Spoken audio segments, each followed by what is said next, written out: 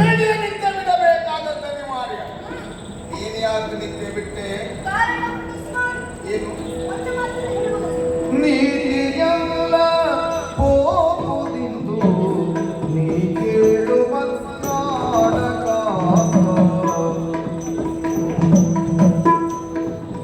ನೀತಿಯಲ್ಲ ಹೋಗುವುದಿಂದು ನೀ ಕೇಳುವ ನಾಟಕ ನೀತಿಯಲ್ಲ ನೀತಿಯಲ್ಲ ಹೋಗುವುದಿಂದು ನೀ ಕೇಳುವ ಯಾಕಾಗದ ಹೇಳಿದೊಂದು ಮಾತ ಕೇಳಿದೆ ನಾನೆಂದು ಯಾಕಾಗದ ಹೇಳಿದೊಂದು ಮಾತ ಕೇಳಿದೆ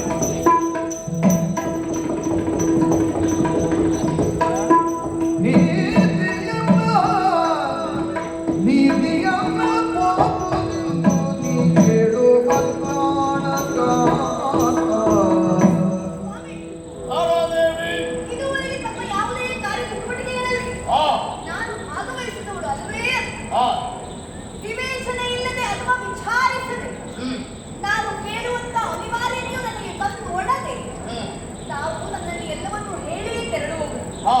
ಅಂತೆಯೇ ಇನ್ನು ಮಧ್ಯಾಹ್ನದ ವೇಳೆ ನಿಮ್ಮ ತಮ್ಮನಾಗಿರುವಂತಹ ಸುಗ್ರೀವನಿಂದ ಯುದ್ಧಕ್ಕಾಗಿ ಆಹ್ವಾನವನ್ನಂತಹ ಕಾಲ ಎಂದು ಹೊರಟವರು ತಾವು ಮರಳಿ ಆದಷ್ಟು ಬೇಗ ನೀವು ಬಂದಿರಿ ಎನ್ನುವಂತಹ ನಿಮ್ಮ ಮಾರ್ಗದ ನಿರೀಕ್ಷೆಯಲ್ಲೇ ನಾನಿದ್ದೀನಿ.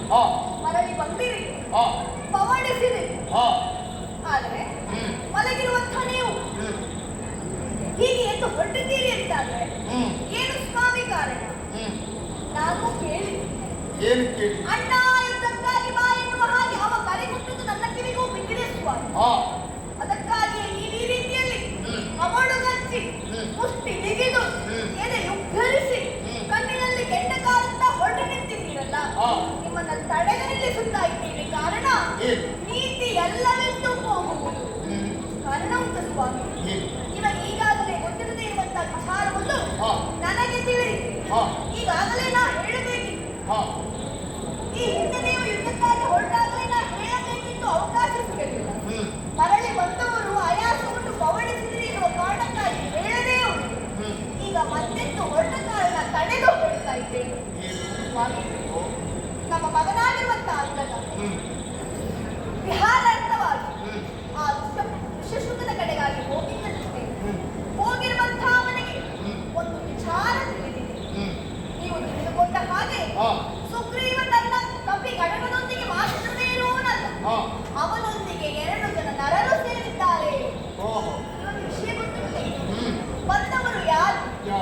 ಇಕ್ಷ್ವಾಕುವಂಶನಾಗಿರುವಂತಹ ರಾಮನಂತೆ ಆತ, ದಶರಥ ಕುಮಾರನಂತೆ, ಅವನೊಂದಿಗೆ ಅವನ ತಮ್ಮನಾಗಿರುವಂತಹ ಲಕ್ಷ್ಮಣನಿರುವನಂತೆ.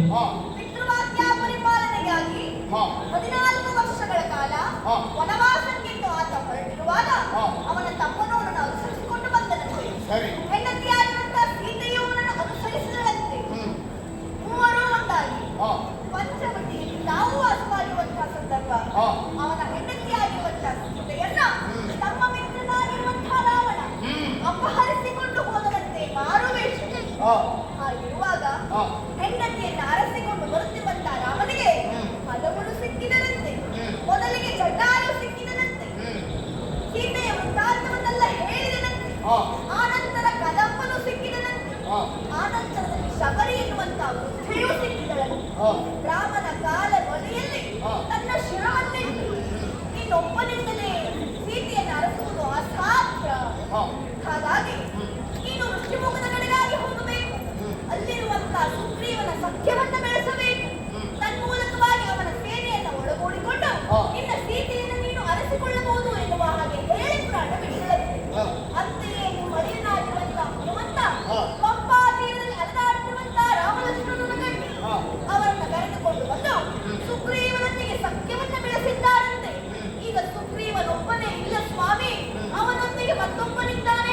ಹಾ. ಹಾಗಾಗಿ ಪ್ರೀತಿ ಎಲ್ಲಪ್ಪ ಒಪ್ಪುದಿಲ್ಲ. ಅಂದ್ರೆ ಈಗ ಯುದ್ಧಕ್ಕೆ ಹೋಗಬಾರದು. ಹೌದು. ಚಿತ್ರರಾಗಿ ಚಿತ್ರಿತನಾಗಿ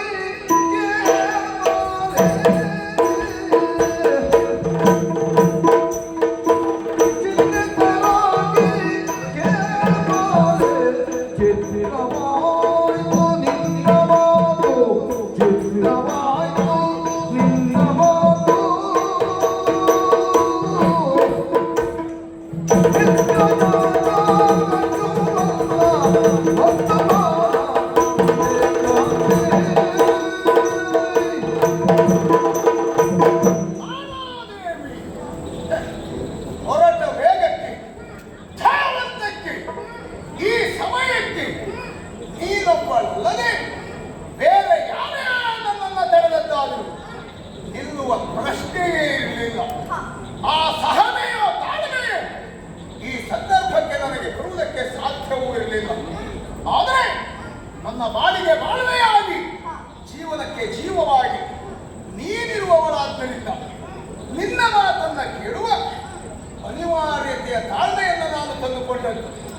ಆದರೆ ಇಷ್ಟು ವರ್ಷಗಳ ಪರ್ಯಂತರವಾದಂತಹ ನಮ್ಮ ಸುಮಧುರವಾದಂತಹ ದಾಂಪತ್ಯ ಜೀವನದಲ್ಲಿ ನಿನ್ನ ಬಾಯಿಂದ ಕೇಳಿರದ ನಿರೀಕ್ಷೆಯು ಮಾಡಿರದ ವಿಚಿತ್ರವಾದಂತಹ ಮಾತುಗಳು ನಿನ್ನ ಬಾಯಿಂದ ಬರ್ತಾ ಇದೆ. ನೀನು ಚಿತ್ರಿತರಾಣಿ ನಮ್ಮ ಕಪಿ ಕಡಣದಲ್ಲಿ ಅದ್ಭುತವಾದಂತಹ ರೂಪಸಿರಿಯನ್ನು ಹೊಂದಿದವಳು, ನನ್ನ ಬಾಳ ಸಂಗಾತಿಯಾಗಿ ಮನವನ್ನು ರಂಜಿಸಿದವಳು.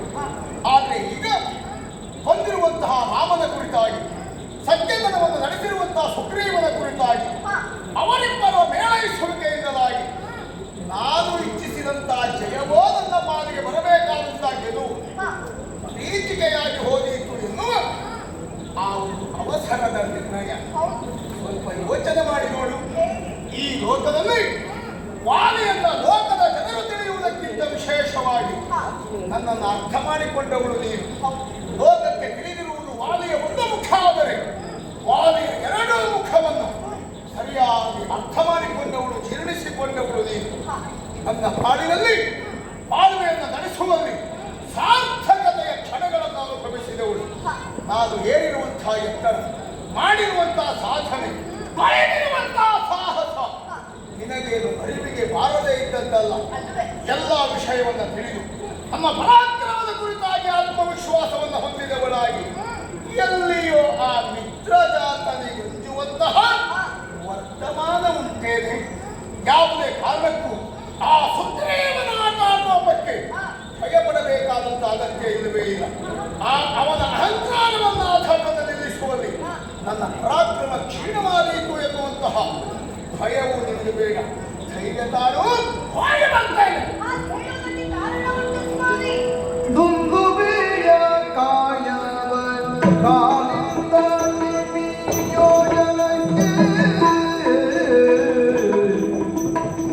ದುಂದುಬಿಯ ಕಾಯವ ಕಾಲಿಂದ ಯೋಜನಕ್ಕೆ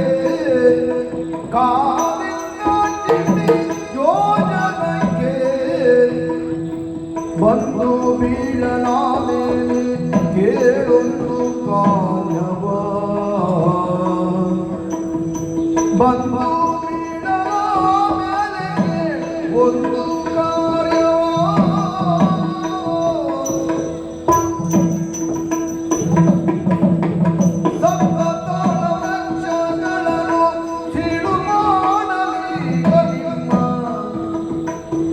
ಸಪ್ತತಾಳ ವೃಕ್ಷಗಳನ್ನು ಸಿಡು ಮಾಡಲೀಗ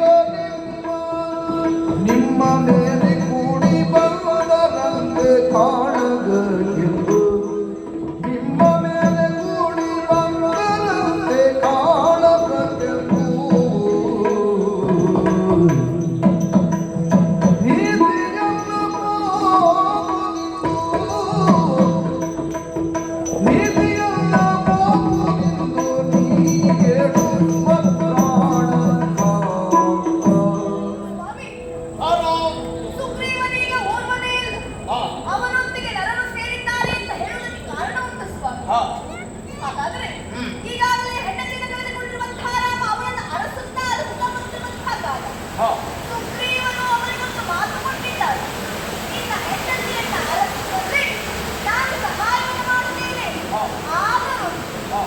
ನನ್ನ ಹೆಂಡತಿಯನ್ನು ನಾನೀಗ ಕಳೆದುಕೊಂಡವನಿದ್ದೆ. ಹಾ. ನನ್ನ ಹೆಂಡತಿಯನ್ನು ನಾ ಮರಳಿ ಪಡೆಯುವಲ್ಲಿ ನೀ ನನಗೆ ಸಹಕರಿಸಿದರೆ ಹಾ. ಎಂದು ಮಾತಾಡಿದಾಗ ಹಾ. ರಾಮ ಹಾ. ವಿಶ್ವಾಸವಂಶಜ ಅವ ಮಾತು ಕೊಟ್ಟಿದ್ದಾನೆ. ನಿನ್ನ ಹೆಂಡತಿಯನ್ನ ಅಪಹರಿಸಿರುವಂತಹ ಆ ನಿನ್ನ ಅಣ್ಣನಾಗಿರುವಂತಹ ವಾಲಿಯನ್ನ ಕೊಂದಾಗಲು ಹಾ. ನಿನ್ನ ಹೆಂಡತಿಯನ್ನು ನಾ ಮರಳಿ ನಿನಗೆ ಕೊಡಿಸುತ್ತೇನೆ ಎನ್ನುವಂತ ಮಾತಾಡಿದ್ದಾರೆ. ಸರಿ. ಆದರೆ ನಿಮ್ಮ ಪರಾಕ್ರಮದ ಬಗ್ಗೆ ಅರಿವಿರುವಂತಹ ನಿಮ್ಮ ತಮ್ಮನಾಗಿರುವಂತಹ ಸುಗ್ರೀವ ರಾಮನ ಪರೀಕ್ಷೆಯನ್ನು ಮಾಡಿದ್ದಾನೆ. ಹೇಗೆ? ನೀವು ಹಾ. ದಿನನಿತ್ಯ ನಿಮ್ಮ ದೇಹ ಸಾಧನೆಗಾಗಿ ಹಾ. ಮೊಣಕಾಲಿನ ಎತ್ತರಕ್ಕೆ ತಾವೆತ್ತಿದಂತಹ ದುಂದುಮೆಯ ಶ್ರೀಮಂತರನ್ನು ಹಾ. ತೋರಿಸಿ ಹಾ. ನನ್ನಣ್ಣ ಈ ರೀತಿಯ ಸಾಧನೆಯಿಂದ ಗತಿರಿಕ್ತೆ ಮಾಡ್ತಾನೆ ಅಂತ ಹೇಳಿದಾಗ ಆ ರಾಮನಾಥವ ತನ್ನ ಎಡಗಾಲಿನಿಂದ ಅದರ ಚಿಪ್ಪಿನಂತೆ ಸ್ವಾಮಿ ದುಂದುಮೆಯ ಬಂಧನವೆನ್ನುವುದು ಹಾ. ಯೋಧರಾಂತರಕ್ಕೆ ಹೋಗಿ ಬಿದ್ದಂತೆ ಹಾ. ಮಾತ್ರವಲ್ಲ ಪ್ರತಿನಿತ್ಯ ನಾವು ತಾಳೆ ಸಪ್ತ ತಾಳಾಕುಶಲಗಳಿಗಾಗಿ ಹೋಗಿ ಒಂದೇ ಒಂದು ಮಾಡಲಿಲ್ಲ ಆ ಕುದುರೆವಂತ ಗರಿಗಳ ಕೆಲಸವನ್ನು ಕುದುರಿಸುತ್ತಿದ್ದವರು ಅಂತಹ ಆದಿ ಉದುರಿಸಿದಂತಹ ಸಪ್ತ ತಾಳ ವೃಕ್ಷವನ್ನ ಒಂದೇ ಮಾಡಲಿದ್ದಲಾಗಿ ಸಾಕಾರವಾಗಿರುವಂತಹ ವೃಕ್ಷಗಳನ್ನ ಸೀರೆ ಸುಳಿದಂತೆ ಎಂಬಲ್ಲಿಯವ ಪರಾಕ್ರಮಿಯೇ ಹೌದು ಪರಾಕ್ರಮಿಯೇ ಹೌದು ಅಂತವನಲ್ಲಿ ನಿಮ್ಮ ಯುದ್ಧ ಏನಾದರೂ ಒಂದು ಯೋಚನೆಯನ್ನು ಮಾಡಿ ಮುಂದೆ ಬಂದಿರುತ್ತಾರೆ. ಈ ಎಲ್ಲ ನೀವು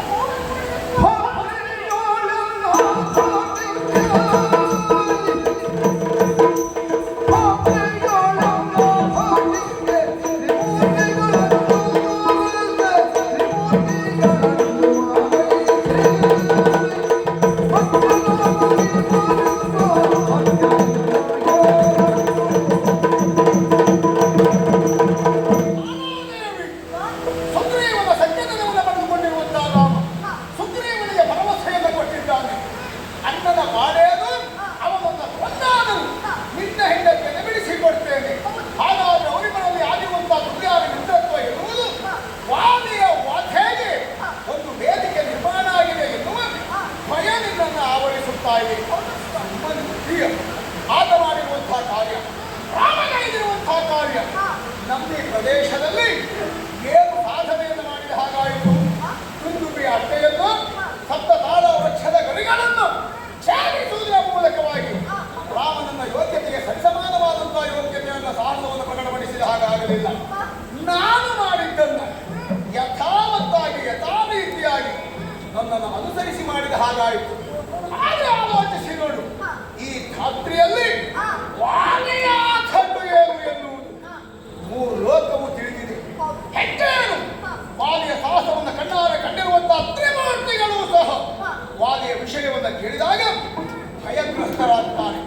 ವಾಲಿಯ ಸಾಹಸವನ್ನು ಕೇಳಿದ ತ್ರಿಮೂರ್ತಿಗಳು ದೇವಾನು ದೇವತೆಗಳು ನನ್ನ ಕೆರೆಯಲ್ಲಿ ಹೋರಾಟ ನಡೆಸುವುದಕ್ಕೆ ಸಾಧ್ಯ ಇಲ್ಲ.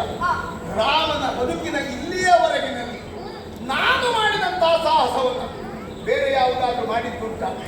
ನಾನು ಗೈದಿರುವಂತಹ ಸಾಧನೆಯನ್ನು ಅಥವಾ ಏರಿದ ಎತ್ತರವನ್ನು ಆ ರಾಮನಿಂದ ಗೈದಿರುವುದಕ್ಕೆ ಸಾಧ್ಯ ಇಲ್ಲ, ಏರುವುದಕ್ಕೆ ಆಗುವುದಿಲ್ಲ. ಆದ್ದರಿಂದಲೇ ಹೇಳ್ತಾ ಇದ್ದೇನೆ, ರಾಮ ಭೀಮರೆಂಬ ಮಡವೆಯೇ ನಿನಗೆ ಬೇಡ. ಎಲ್ಲಿಯೋ ನರಪಿಳ್ಳೆಯಾಗಿರುವಂತಹ ರಾಮ ತನ್ನ ಪ್ರಾಬಲ್ಯವನ್ನು ಮೆರೆಸುವುದಕ್ಕಾಗಿ ಸುಗ್ರೀವ ಸಖ್ಯವನ್ನು ಮಾಡಿಕೊಂಡಿದ್ದಾನೆ ಎಂಬುದಕ್ಕೆ ವಾಲಿಯ ಪ್ರಾಣಕ್ಕಲು ಕಂಟಕ ಎನ್ನುವ ಭ್ರಮೆಯೂ ನಿನಗೆ ಬೇಡ. ಧೈರ್ಯಸ್ಥನಾಗಿದ್ದೇನೆ. ಆ ಧೈರ್ಯವನ್ನೇ ನೀನು ತಂದುಕೊಳ್ಳಬೇಕು. ಆ ವಾಲಿಯ ಪರಾಕ್ರಮ ಏನು ಎನ್ನುವುದನ್ನು ನೀನು ಕಣ್ಣಾರೆ ನೋಡಬೇಕು. ಸುಗ್ರೀವನು ಅವನನ್ನು ಅನುಸರಿಸಿ ಬಂದಿರುವಂತಹ ರಾಮನು ನನ್ನ ಪರಾಕ್ರಮದ ಎದುರುಗಡೆಯಲ್ಲಿ ಸೋತು ಸುಣ್ಣವಾಗಿ ಹೋಗ್ತಾರೆ. ಧೈರ್ಯ ಸ್ವಾಮಿ ನಾಳೆ ನೋಡಿ ಕೊಂಬಯುಧ ಬಿಡೆಯಲ್ಲ ಹಿಂದೆನುತ್ತ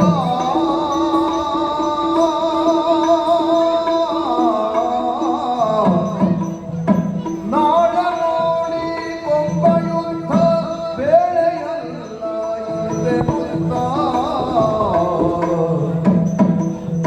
ಕಾಲ ಮೇಲೆ ಬಿದ್ದು ತಾರೆ ಬೇಡಿಕೊಂಡಳು ಕಾಲ ಮೇಲೆ ಬಿದ್ದು ತಾರೆ ಬೇಡಿಕೊಂಡಳು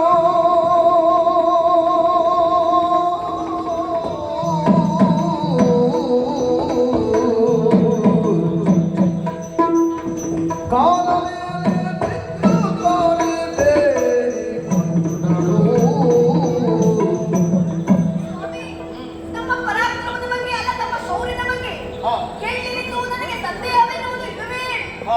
ಆದ್ರೆ ಹಾ. ಈ ರಾಮನಾಗವ ಮಾಡಿದಂತ ಸಾಧನ ವೇಳೆಯನ್ನು ಕಡಿಮೆ ಎಂದಲ್ಲವೇ ಅಲ್ಲ ಸ್ವಾಮಿ. ಈಗಾಗಲೇ ಅನೇಕ ರಕ್ಕಸರನ್ನ ನಿಗ್ರಹಿಸಿದವನಂತೆ ಆದ. ಓಹ್. ಬಾಲ್ಯದಲ್ಲಿ ಅನೇಕ ಎತ್ತು ಸಂರಕ್ಷಣೆಯನ್ನು ಮಾಡಿದವನಂತೆ ಆದ. ಹಾ. ಹೆಚ್ಚೇಕೆ ಹಾ. ಅವನ ಮಡದಿಯಾಗಿರುವಂತಹ ಸೀತೆಯನ್ನು ಅವ ವರಿಸುವಲ್ಲಿ ಹಾ. ಆ ಶಿವಧನಸ್ಸನ್ನೇ ಮುರಿದವನಂತೆ ಆದ. ಹಾ. ಅವನ ಪರಾಕ್ರಮ ಎನ್ನುವುದು ಎಷ್ಟುಂಟು ಹೇಗುಂಟು ಎನ್ನುವುದು ಜಗಜ್ಜಾಹಿತವಾಗಿದೆ. ಅಂತಿರುವಾಗ ನೀವು ಸಮುದ್ರ ಮಗನ ಕಾಲದಲ್ಲಿ ಹಾ. ಹೋಗಿದ್ದೀರಂತೆ. ಒಂದೇ ಕೈಯಿಂದ ಹೆಡೆಯನ್ನು ಭಾರವನ್ನು ಹಿಡಿದು ಸಮುದ್ರವನ್ನು ಮತಿಸಿದವರಂತೆ. ಆ ಸಂದರ್ಭದಲ್ಲಿ ನಾರಾಯಣ ನಗುತ್ತಿರುವಂತಹ ಕಾಲ ನೀವು ಅವನಿಗೆ ಕೇಳಿದರಂತೆ ನಿನಗೆ ಏನು ಬರಬೇಕು ಎನ್ನುವ ಕಾಯಿ. ಹಾ. ಆಗ ಅವನನ್ನು ಮಾತನ್ನು ಕೇಳಿದರಂತಲ್ಲ ನಿಮ್ಮಲ್ಲಿ. ಹಾ. ನನಗೂ ಗೊತ್ತುಂಟು ಸ್ವಾಮಿ, ಜಗತ್ತಿನೊಂದು ಮಾತುಂಟು. ಹಾ. ಈ ರಾಮನಾಥವ ದೇವಕಲ್ಪದಿಂದ ಋಷಿಕಲ್ಪದಿಂದ ಹಾ. ಪ್ರಪಂಚದಲ್ಲಿ ಭೂದೇವಿಗೆ ಕೊಟ್ಟ ಮಾತಿನಂತೆ ಹಾ. ಭೂಮಿಯ ಭಾರವನ್ನು ಇಳುವುದಕ್ಕಾಗಿ ಅವತರಿಸಿದಂತ ನಾರಾಯಣನಂತೆ ಆತ. ಅವ ಇರಾಗಿ ಬರುವಾಗ ಹಾ. ನಿಮಗೆ ಹೇಗೆ ಸ್ವಾಮಿ ಅಪಜಯವಾಗುವುದಕ್ಕೆ ಇರುವುದಕ್ಕೆ ಸಾಧ್ಯ ಉಂಟು. ಹಾ. ಹಾಗಾಗಿ ಹಾ. ಯುದ್ಧವನ್ನೇ ಮಾಡಬೇಕು ಅಂತಾದ್ರೆ ಹಾ. ಅವನ ಶಕ್ತಿ ನಮಗೆ ಇನ್ನೂ ತಿಳಿಯಬೇಕು ಅಂತಾದ್ರೆ ಹಾ. ಇನ್ನಲ್ಲ ಸ್ವಾಮಿ, ಈ ರಾತ್ರಿ ಕಾಲ ಬೇಡ. ಹಾ. ನಾಳೆ ನೋಡಿಕೊಂಬ ಯುದ್ಧ, ನಾಳೆ ನೋಡಿಕೊಂಬ.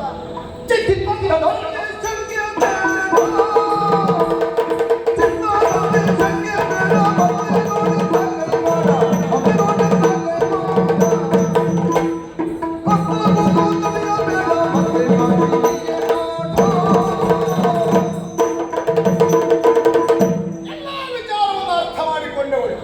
ಹಾಗಾದ್ರೆ ರಾಮನ ಕುರಿತಾಗಿ ನಾನೇನನ್ನು ಆಡಬೇಕಾದದ್ದಿರುವೇ ಇಲ್ಲ. ಸಮುದ್ರ ಮಥನ ಕಾಲದಲ್ಲಿ ಒಂದು ದೃಷ್ಟಿಯಲ್ಲಿ ನ್ಯಾಸವಾಗಿ ಇರಿಸಿದಂತ ಪ್ರಾಣ ಇದೆ ಎನ್ನುವುದಾಗಿ ಭಾವಿಸಬೇಕಾದದ್ದಿರುವೇ ಇಲ್ಲ. ಹಾಗಾದ್ರೆ ಸಾವು ಎನ್ನುವುದು ಬರುವುದೇ ಹೌದು ಅಂತಾದ್ರೆ ವೀರೋಚಿತವಾಗಿ ಬರಬೇಕು ಎನ್ನುವಂತಹ ನನ್ನ ಧ್ಯೇಯೋದ್ದೇಶ. ಆದ್ದರಿಂದಲೇ ರಾಮನನ್ನು ಎದುರಿಸುವ ವಿಷಯದಲ್ಲಿ ನಾನು ಖಂಡಿತ ಅಧೈರ್ಯವನ್ನು ಹೊಂದಿದವಾದವೇ ಅಲ್ಲ.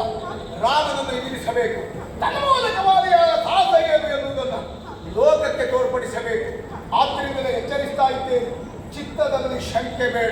ನಡೆಯುವಂತಹ ಹೋರಾಟ ಕಣದಲ್ಲಿ ಗೆಲುವನ್ನು ಪಡೆಯುವುದರ ಮೂಲಕವಾಗಿ ನಿನ್ನ ಮುಖದಲ್ಲಿ ಮತ್ತೆ ನಗು